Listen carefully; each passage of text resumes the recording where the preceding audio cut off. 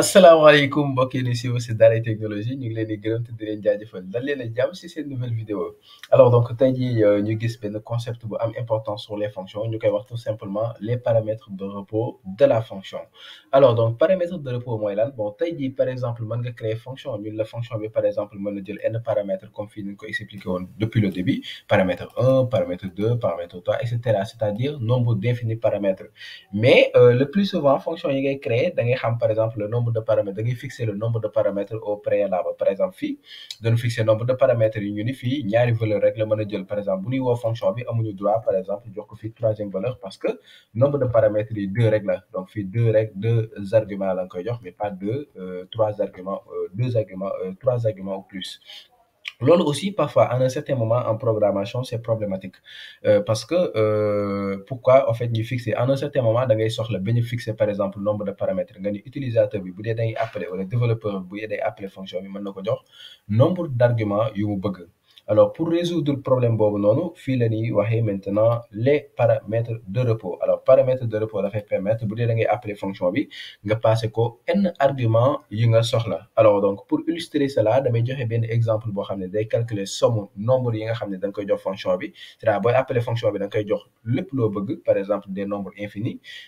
après mu calculer la tout simplement somme boobu donc fii damay def fonction ma tuddee ko par exemple fonction ma tuddee ko somme par exemple. Alors fii du ma fixer paramètre par exemple du ma ko wax ni ko da nga may jox par exemple NB1 virgule NB2 am na ñoo xam ni la nga koy def sonn si loolu nag NB3 virgule NB4 léegi bu dee supposons fii nga yem NB4 alors que man dama bëgg a joxe 5 man ngay def da ngay obligé nga changer waat méthode bi nga def NB5 bon bu dee la léegi 50 laa bëgg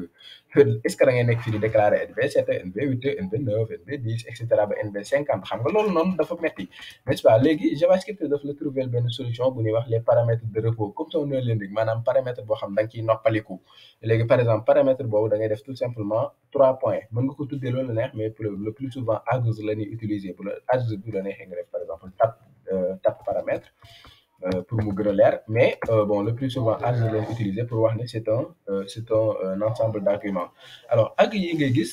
tableau la n'est-ce pas bu ma defee 3 points suspension arg bi ngay gis par exemple tableau la loolu nga war a comprendre alors à l'intérieur de la fonction ma déclarer par exemple benn variable boo xam ne dañ koy appeler somme wala par exemple total est égal à ma initialiser que à 0 puisque après damay compter nombre d'arguments yi ma daal di leen di sommer daal di koy dugal par exemple ci variable bii nii mais ma boucler avec la boucle for n'est-ce pas fii i laay utiliser pour gàttal ko ou bien ma utiliser même for off n'est-ce pas ma ni pour chaque élément par exemple bu ma neexee ma utiliser pour chaque élément boo xam ne dafa nekk ci args waxoon naa leen tableau la toujours tableau fii nga koy def n'est-ce pas fii pour chaque élément bu nekk par exemple ci tableau bi n'est-ce pas lan laa bëgg a def dama bëgg a jël par exemple total ma yokk ci élément bi voilà donc jëlal élément bi nga dugalal ma ko par exemple ci total léegi fonction bi bu paree dafa tout simplement return de total par exemple fonction bi daf may retourner somme bi léegi bu may appeler fonction bi fii ci suuf par exemple mën naa appeler fonction bi donc dama koy def par exemple document.getElementById récupérer ma bi nga xam ne ID démo la ginnaaw bi ko ma ñëwee mooy ina HTML n'est-ce pas nga defal ma ci somme n'est-ce pas fonction bi laay woo fonction bi ma ko wooyee maintenant comme par exemple fii nee na ma mën naa ko jox nombre d'arguments bu ma neex n'est-ce pas fixé wu ma ko ma neexee par exemple ni ko 2 laay commencer donc def ko 4 par exemple jox ko 6 et cetera mën naa ko def pour bañ a compliqué mais mën naa ko jox lu ma bëgg par exemple voilà bu dee 20 arguments là ma jox ko 20 bu dee 50 ma jox ko 50 bu dee 100 par exemple ma jox ko 50 et cetera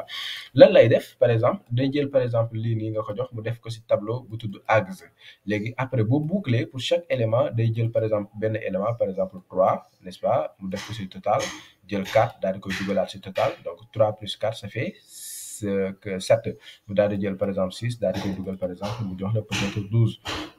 léegi ou 13 ba ça après ñu retourner tout simplement total boobu noonu donc fii pour exécuter ma def par exemple ça daal di lancer par exemple fii yéen a gis tout simplement 3 lay affiché alors lan moo tax muy affiché 3 c'est ça qu'on va régler parce que luy problème bi mooy fii da nga ko wax mu retourner directement problème bi mooy ñun dañu retourner si biir fonction bi alors que si dañu retourner si biir for bi alors que si biti for bi lañu waroon a retourner fii yoo xool da nga ni ko oui boo boucler premier élément bi gisoo 3 lay jël automatiquement return waxoon naa leen return boo ko gisee rek day génn fonction bi bu génnee fonction bi daal la koy affiché looloo tax bi mu gisee return bi mu affiché 3 donc je pense que loolu comprendre ngeen ko return bi warul dokk si biir for bi return bu nekkee si biir for bi premier élément xam nga lii da koy boucler pour afficher ko maanaam da koy parcourir bii lay doog a jël bii doog a jël bii mais bu dee da nga def return bi si biir for bi du jël sax 4 bi parce que day yem si 3 bi rek yow nga ni ko génnal léegi day jël 3 bi élément bi 3 la mu def ko ci total léegi nga ni ko génnal ba pare retournel ma total léegi retourne mooy génnal fonction bi léegi bu génnee fonction bi de soit lii nii 3 rek lay contenir mu daal di koy def ci paragraphe bi loolu tax fi mu affiché 3 mais pour éviter loolu damay jël return bi ma génne ko par exemple fonction bi noonu fonction bi moo koy retourner mais pas boucle bi en tant que tel donc fii boo xoolee bu ma actualiser mu affiché ma 13 bi mooy lan day jël 3 plus 4 n'est-ce pas plus 6 mu jox ma tout simplement 13 donc lii la ñuy wax les paramètres de repos bon bu ma neexoon mën naa continuer par exemple ma def 12 et cetera ma def 14 et cetera bu ma actualiser yéen a ngi gis ma affiché ma ko mën naa xam nombre fi ma defee 89 et cetera mën naa xam nombre par exemple d'arguments yu ma bëgg sans pour autant me fixer par exemple fii paramètres yi loolu la ñuy wax paramètres de repos sama gars yi gis ngeen ni mu puissant et c'est extraordinaire et voilà donc je pense que ça vous a servi donc ma jox leen rendez-vous si beneen vidéo incha allah